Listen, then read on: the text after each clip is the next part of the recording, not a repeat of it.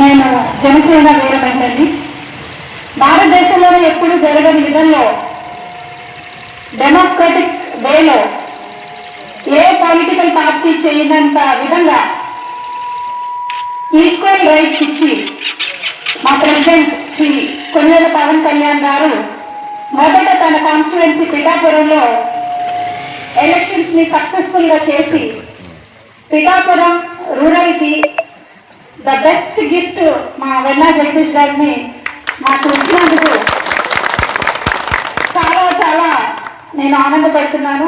ఇది సహకరించిన ఈ మొత్తం ఓల్డ్ క్యాడర్, న్యూ క్యాడర్, ప్రతి ఒక్కళ్ళు కూడా ఎవరైతే అపోజ్ చేశారో వాళ్ళందరికీ కూడా నేను అభినందిస్తున్నాను. అయితే ఈరోజు ఈ పర్టిక్యులర్ వేదికని ఒక విజయోత్సవంగా చూస్తున్నాను. అలాగే మన జగదీష్ గారు చెప్పినట్టు ఇది ఒక నిరసనంగా కూడా మనం భావించవచ్చు.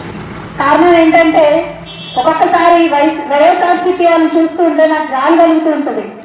డెమోక్రసీని మర్చిపోయారు, అడ్వొకసీని మర్చిపోయారు, ఆఖరికి లిటరసీని మర్చిపోయారు. ఏం శనివారం గుర్తుండదు, శనివారం లేదో కూడా గుర్తుండదు. కనీసం ఒక సిగ్నిఫికెంట్ ని కూడా సరిగ్గా చదవడం రాలేని వాళ్ళు వీళ్ళు 5 సంవత్సరాలు పరిపాలించారంటే దీన్ని బట్టి మనం ఎలాంటి పరిపాలనలో ఉన్నాము అనేది మనం అందరికీ తెలిసింది. అలాంటి రాక్షస పరిపాలనని మనం తెగించి మనకి మంచి నాయకుల్ని ఈరోజు మన మంచి కూటమి ప్రభుత్వం వచ్చింది.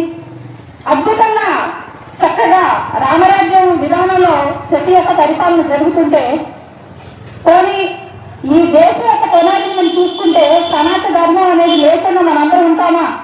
విదేశాల్లో పనిచేసే మేము కూడా మన ధర్మం గురించి, ఆయుర్వేదం గురించి వేలకి లక్షలకి సంఖ్యలో ఇక్కడ జనాలు వచ్చి మన దేశాన్ని సందర్శిస్తుంటారు. అలాంటి సనాతన ధర్మాన్ని ఎక్కడ ఉల్లంఘిస్తే దాన్ని వ్యతిరేకించడం మానేసి మళ్ళీ దానికి సపోర్టివ్ స్టేట్మెంట్లు, మళ్ళీ దానికి సరిగ్గా చదవడం రాకపోవడం, ఇలాంటి విషయాలు చూస్తుంటే నాకు నిజంగా వాళ్ళ మీద చాలా జాలి కలుగుతుంది.